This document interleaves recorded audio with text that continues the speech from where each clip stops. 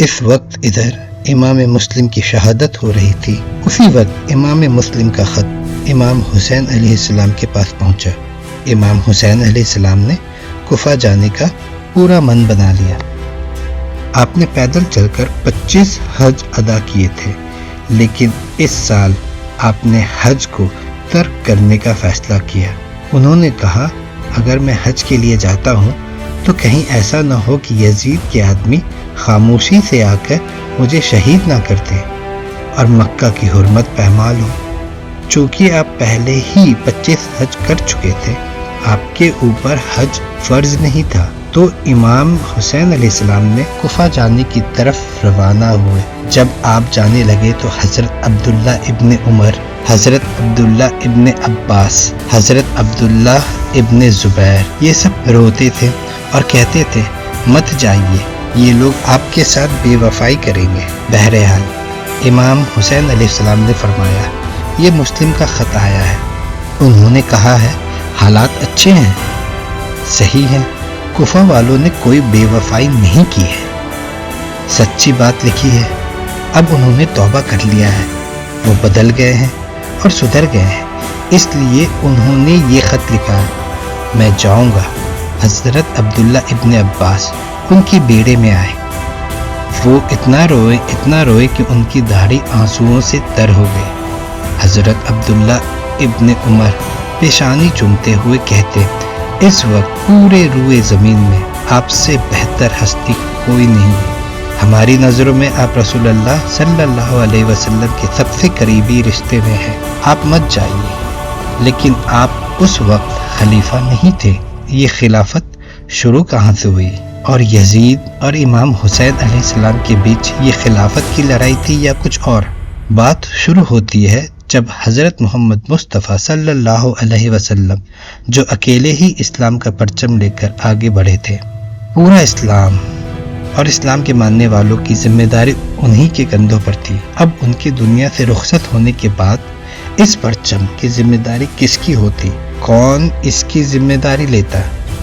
تو پھر سبھی نے مل کر یہ فیصلہ کیا کہ حضرت ابو بکر رضی اللہ عنہ کو اپنا خلیفہ چنا، پھر ان کے بعد حضرت عمر رضی اللہ عنہ کو، پھر ان کے بعد حضرت عثمان غنی رضی اللہ عنہ یہ خلیفہ ہوئے، پھر حضرت علی رضی اللہ عنہ کو چنا گیا۔ اب سوال یہ ہے کہ حضرت علی رضی اللہ عنہ کے بعد حضرت معاویہ رضی اللہ عنہ کو خلافت کیسے ملی؟ اگر آپ یہ جاننا چاہتے ہیں تو کمنٹس کریں، مجھے بتائیں، میں انشاءاللہ پوری کوشش کروں گا کہ زیادہ سے زیادہ صحیح جانکاری آپ تک پہنچا سکوں۔ حضرت معاویہ صحابی تھے، حضور پاک صلی اللہ علیہ وسلم کے قریبی تھے، حضور سے برادری نسبت بھی رکھتے تھے۔ ام حبیبہ بہن تھی ان کی، جو حضور پاک صلی اللہ علیہ وسلم کی جوزۂ محترمہ بھی تھی۔ حضرت معاویہ رضی اللہ عنہ کا مقام بہت اعلیٰ تھا، لیکن ہم انہیں کھلے طور پر فاسقین میں شامل نہیں کر سکتے، اس لیے کہ ان کی خلافت اختیار کرنا، حکومت اختیار کرنا یہ قبائلی حقیقتوں کی بنیاد پر تھا، وہ حامی مشورے کی بنیاد پر نہیں تھا۔ حضرت معاویہ کا 20 سال تک دور حکومت رہا اور اس درمیان کوئی خون ریزی نہیں، کوئی اختلاف نہیں، نہ کوئی بغاوت، کوئی جھگڑا نہیں۔ جب حضرت معاویہ رضی اللہ عنہ کا آخری مرحلہ آیا، حضرت معاویہ کو مشورہ دیا گیا۔ مغیرہ ابن شعبہ ایک بزرگ صحابی تھے، انہوں نے کہا، دیکھیے جناب امیر، اب اگر پھر معاملہ آپ کے انتقال کے بعد ایسا ہی رہ گیا تو اختلاف ہوں گے، جھگڑے ہوں گے، مختلف دعوے دار سامنے آئیں گے، جنگیں ہوں گی، آپ کسی کو نامزد کر دیجیے۔ پھر مشورہ دیا گیا، آپ اپنے بیٹے کو نامزد کر دیجیے۔ حضرت معاویہ مطمئن نہیں تھے، لیکن اس کے بعد انہوں نے مان لیا اور یہ فیصلہ کر لیا۔ یہاں اب بات اچھی طرح سمجھ لیجیے، اس معاملے میں اگر آپ اور ہم حضرت معاویہ کی نیت پہ شک کریں گے، ہمیں اپنے ایمان پر شک ہو جائے گا۔ نیت پر نہیں، پر غلطی ہو سکتی ہے۔ وہ صحابی تھے، نیت غلط نہیں تھی، بڑے بڑے صحابہ سب رخصت ہو چکے تھے، لہٰذا جب تک کوئی قبائل عصبیت پیچھے نہیں ہوگی، حکومت کی حکومت نہیں چل سکے گی، اس لیے کہ حضور نے جن کو تربیت دی تھی وہ سب کے سب اب چلے گئے۔ اب اگر ایسا ہی چھوڑ دیا گیا اور کوئی قبائل عصبیت پشت پہ نہ آئی تو پھر خانہ جنگی ہوگی۔ اس بنیاد پر انہوں نے اسے صحیح سمجھا۔ آپ اختلاف کر سکتے ہیں، صحابیوں کی رائے سے اختلاف ہو سکتا ہے، لیکن ان کی نیت پر شک نہیں کر سکتے۔ اب واقعہ کیا ہے تاریخ کے اعتبار سے کہ یہ 10ویں سال میں نامزد کر دیا گیا یزید کو اپنے بعد خلیفہ کے لیے ولی عہد۔ اس وقت تقریباً سب نے بات مان لی سوائے 5 حضرات کے۔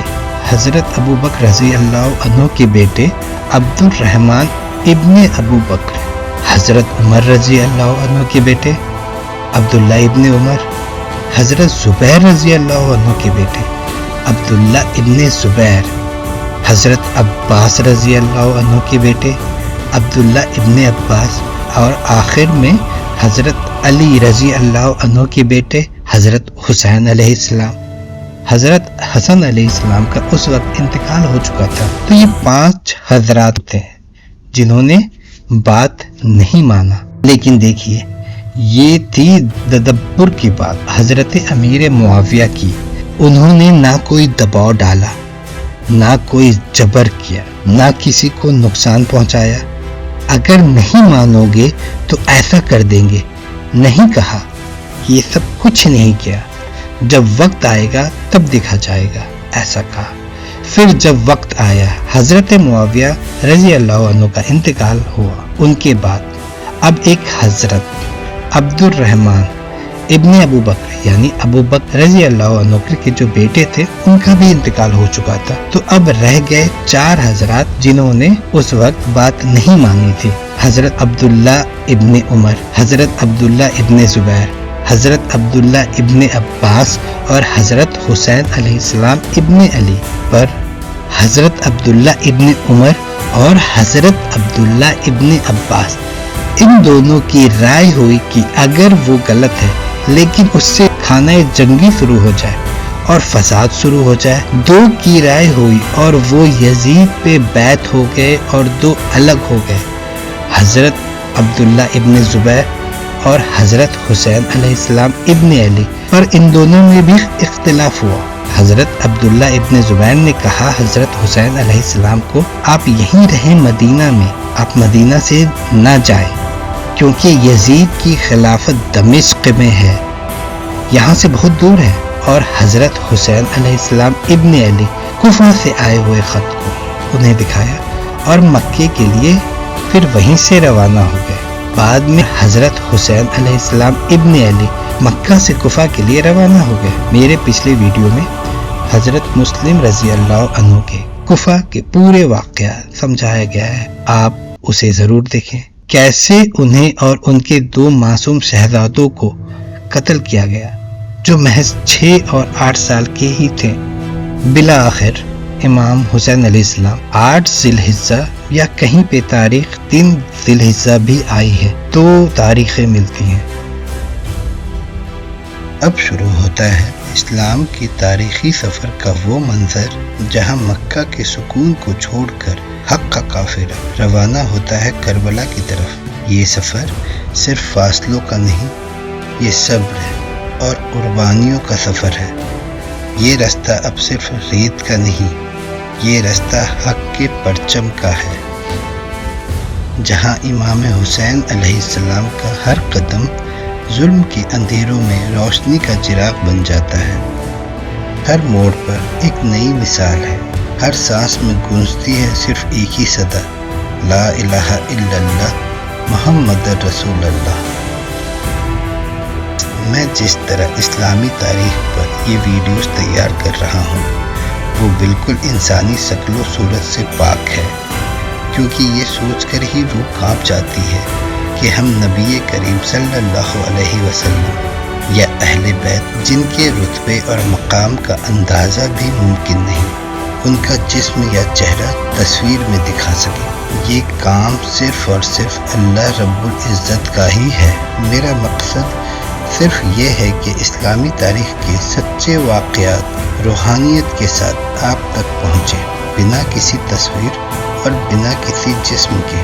اگر آپ کو یہ سلسلہ پسند ہے اور آپ چاہتے ہیں کہ ایسے ہی معتبر اور جذباتی بیانات آپ تک لگاتار پہنچتے رہیں تو میرے چینل کو ضرور سبسکرائب کریں، ویڈیو کو لائک کریں اور بیل آئیکن کو دبانا نہ بھولیں تاکہ جب بھی میں ایک نئی ویڈیو اپلوڈ کروں اس کی اطلاع آپ تک ہر وقت پہنچ سکے۔ انہوں نے مشورہ کیا کہ مکہ شریف سے کوفہ کے لیے روانہ ہوا جائے۔ آپ رستے میں تھے، ایک شاعر حضرت فرز تک نام کا شاعر تھا، انہوں نے مولا علی کی شان میں بڑا قصیدہ لکھا۔ سید سجاد ابن زین العابدین کی شان میں بھی بہت خوبصورت قصیدہ انہوں نے لکھا۔ وہ قصیدہ پڑھنے سے تعلق رکھتا تھا۔ حضرت امام حسین علیہ السلام کی اس سے ملاقات ہوئی تو امام حسین علیہ السلام نے پوچھا، تم کدھر سے آ رہے ہو؟ پھر انہوں نے پوچھا، کوفہ کا کیا حال ہے؟ فرض تک نے کہا، کوفہ والوں کے دل آپ کے ساتھ ہیں لیکن ان کی تلواریں بنی امیہ کے ساتھ ہیں۔ ایک جملے میں انہوں نے پوری بات سمیٹ دی۔ بہرحال امام حسین علیہ السلام نکل چکے تھے۔ راستے میں پتہ چلا کہ امام مسلم اور ان کے بچوں کی شہادت ہو چکی ہے۔ انہوں نے انا للہ و انا الیہ راجعون پڑھا۔ کوفہ والوں نے پھر سے ایک بار دھوکہ دے دیا۔ امام حسین علیہ السلام نے چاہا کہ کیا کریں، مشورہ ہوا۔ مشورے میں کچھ لوگوں نے کہا واپس چلنا صحیح ہوگا، واپس چلنا چاہیے۔ امام حسین علیہ السلام نے ان کا مشورہ مان کر فرمایا، ٹھیک ہے واپس چلتے ہیں۔ لیکن امام مسلم کے بھائیوں نے کہا، کیا ہم مسلم کا بدلہ نہیں لیں گے؟ امام نے ان کی دلجوئی کے لیے فرمایا، یہ ساری چیزیں بہانے ہیں، حقیقت میں تو وہی ہونا ہے جو لکھا ہے۔ امام حسین علیہ السلام کوفہ سے کچھ ہی دوری پر تھے کہ یزید کا 1000 افراد پر مشتمل لشکر آ پہنچا، جس کا سردار تھا حور ابن یزید۔ امام حسین علیہ السلام سے اس نے کہا، میں آپ کو قیدی بنانے آیا ہوں۔ امام حسین علیہ السلام نے فرمایا، کیا تو مجھے قیدی بنائے گا؟ بہرحال بہت سی باتیں ہوئی۔ پھر امام حسین علیہ السلام نے اس کے گھوڑے کو اور اس کے سپاہیوں کو پانی پلایا۔ وہ نوکر تو یزید کا تھا پر حضور پاک صلی اللہ علیہ وسلم سے محبت رکھتا تھا۔ پھر یہ ہوا کہ اس نے کہا، امام میں بھی نہیں چاہتا کہ آپ کو قیدی بناؤں، لیکن میرے ساتھ 1000 لوگ ہیں۔ اگر میں تھوڑی سی بھی رعایت کرتا ہوں تو ایسا نہ ہو کہ یہ جا کر چغلی کر دے اور میرے لیے مسئلہ بن جائے۔ تو میں ایک کام کرتا ہوں، آپ میرے ساتھ چلیے، دن کو میں آپ کو ساتھ لے جاؤں گا، لیکن شام کے وقت آپ یہ کہہ کر قیام فرما لیجیے کہ ہمارے ساتھ عورتیں ہیں اور بے پردگی کا مسئلہ ہو سکتا ہے۔ آپ بے پردگی سے بچنے کے لیے تھوڑی دور پر اپنا خیمہ لگا لیجیے، پھر رات کو آپ خاموشی سے دوسری جانب نکل جائیے تاکہ یہ لوگ کوئی چغلی نہ کر سکے اور میری آخرت بھی تباہ نہ ہو۔ امام حسین علیہ السلام نے فرمایا، ٹھیک ہے۔ وہاں سے امام حسین علیہ السلام وادی زد سے سلام کر کے نکلے اور پوری رات چلتے رہے۔ جب صبح ہوئی تو واپس وہیں پہ پہنچے تھے جہاں سے انہوں نے چلنا شروع کیا تھا۔ پھر دن کو قیام کیا، پھر دوسری رات بھی ایسا ہی ہوا، گئے تھے لیکن وہیں آ گئے۔ پھر وہی بات ہوئی، کہیں گئے ہی نہیں۔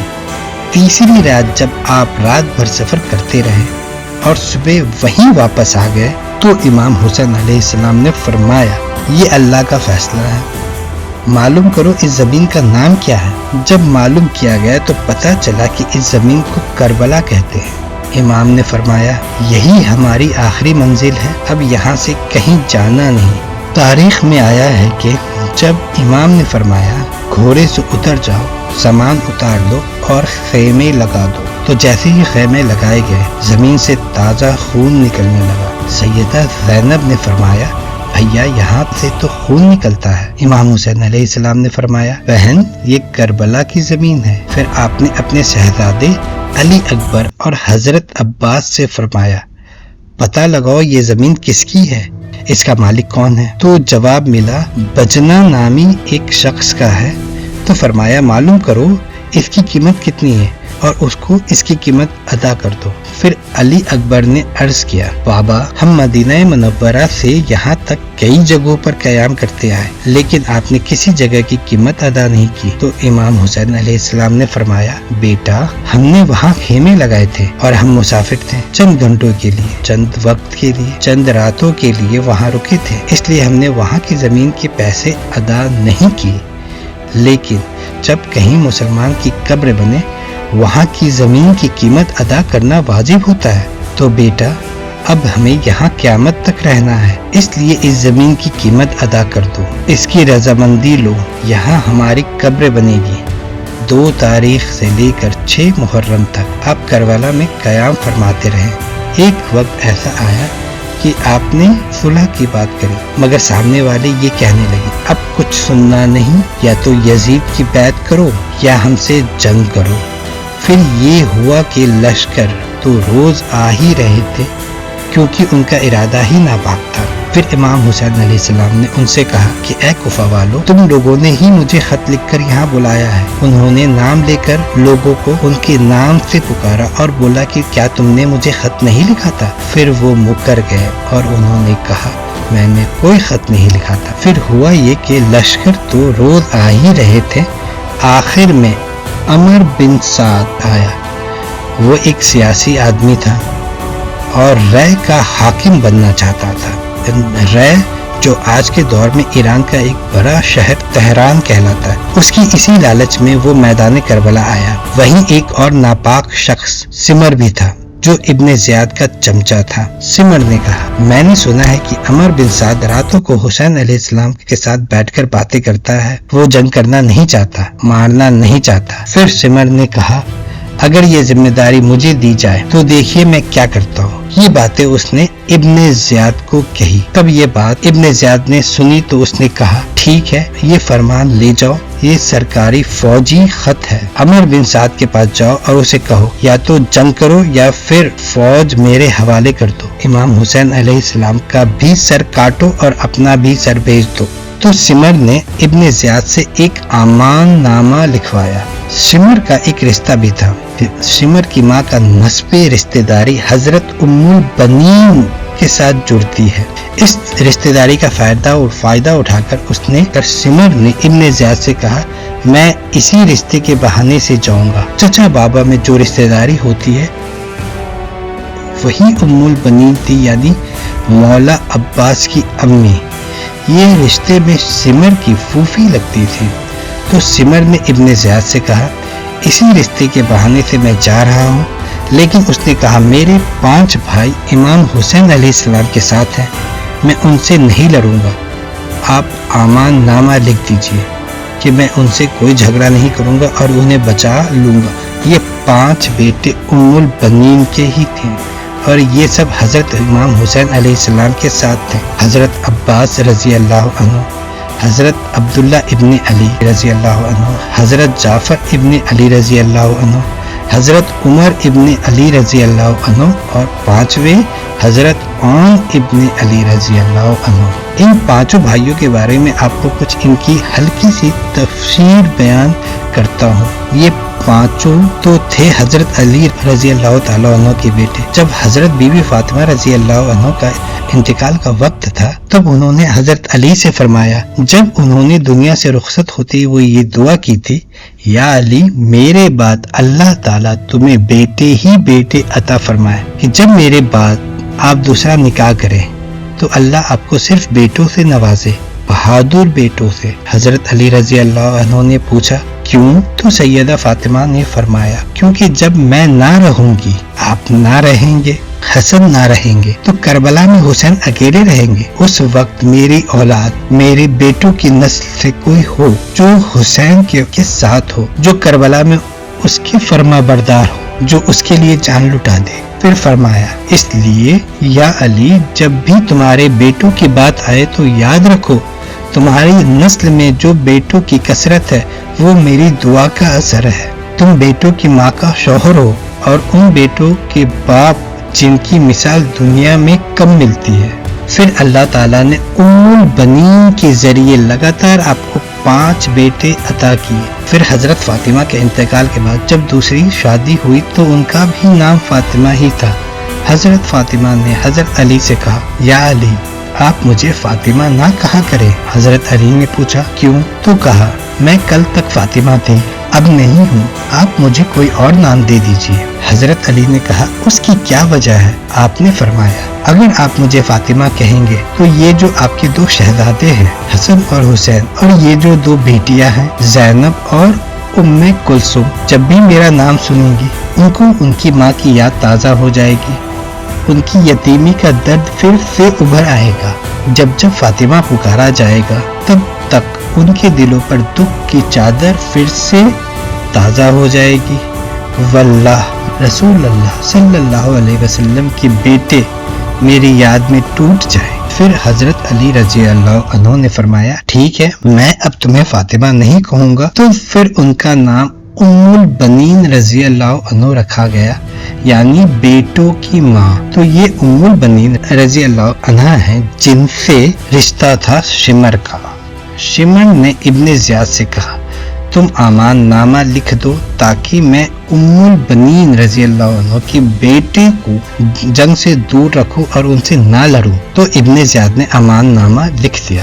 شمر جیسے ہی وہاں پہنچا اس نے آواز لگائی، ان 5 بھائیوں کو، اون کدھر ہے، جعفر کدھر ہے، عمر کدھر ہے؟ اور جب وہ آئے تو شمر نے کہا، تم میری پھوپھی کے بیٹے ہو، میں تمہارے لیے امان نامہ لایا ہوں، تم سے جھگڑا نہیں ہوگا، جھگڑا تو حسین سے ہوگا۔ مگر جواب آیا، تجھ پر بھی لعنت، تیرے امان نامے پر بھی لعنت، تو حضرت علی رضی اللہ عنہ کے بیٹے سے جنگ کرے گا، حضور پاک صلی اللہ علیہ وسلم کے پیارے نواسے سے جنگ کرے گا، اور ہم ان کے بعد زندہ رہیں گے۔ امام حسین علیہ السلام کے بعد ایک دن کی بھی زندگی ہمارے لیے گوارا نہیں، ہم جئیں گے تو حسین کے ساتھ اور مریں گے تو حسین کے ساتھ۔ یہ تھی قاضی عباس کی وفا۔ 2 محرم سے 6 محرم تک آپ کربلا شریف میں قیام فرماتے رہے، اور اسی دوران لشکر آتے رہے اور رسول اللہ صلی اللہ علیہ وسلم کی ناتی کو گھیرنے کا سامان کیا جاتا رہا۔ پھر سمر آیا اور اس نے عمر بن سعد سے کہا، یا تو لاؤ فوج اور جنگ کرو یا پھر کمانڈ مجھے دے دو، میں تمہیں بھی قتل کروں گا اور انہیں بھی قتل کروں گا۔ عمر بن سعد نے کہا، نہیں، مجھے تو رائے کی حکومت چاہیے۔ پھر سمر نے عمر بن سعد سے کہا کہ ابھی سے پانی بند کر دو، پانی نہیں جانا چاہیے حسین کے خیمے میں۔ یہی حکم دیا گیا اور 7 محرم کو فرات کا پانی بند کر دیا گیا۔ اب کیا منظر تھا، سامنے صرف 72 افراد کا قافلہ، جس میں بوڑھے تھے جیسے حبیب ابن مظاہر، بچے تھے جیسے علی اصغر، جوان تھے جیسے علی اکبر، اور عورتیں بھی تھیں۔ ان 72 کے مقابلے میں دگنا نہیں، 10 گنا نہیں، بلکہ 22,000 کا لشکر سامنے کھڑا تھا۔ کوئی اور ایسی مثال نہیں ملے گی دنیا میں جہاں صرف 72 لوگ ہوں اور سامنے 22,000 کی فوج ہو، اور پھر اوپر سے پانی بھی بند کر دیا گیا ہو۔ شاکی کوثر کے نواسے پر پانی بند کیا گیا۔ اس واقعہ کا اگلا حصہ میں انشاءاللہ اگلے والیوم میں پیش کروں گا۔ تب تک کے لیے میں آپ سے اجازت چاہتا ہوں، ملتا ہوں آپ سے اگلے ویڈیو میں۔ السلام علیکم ورحمۃ اللہ وبرکاتہ۔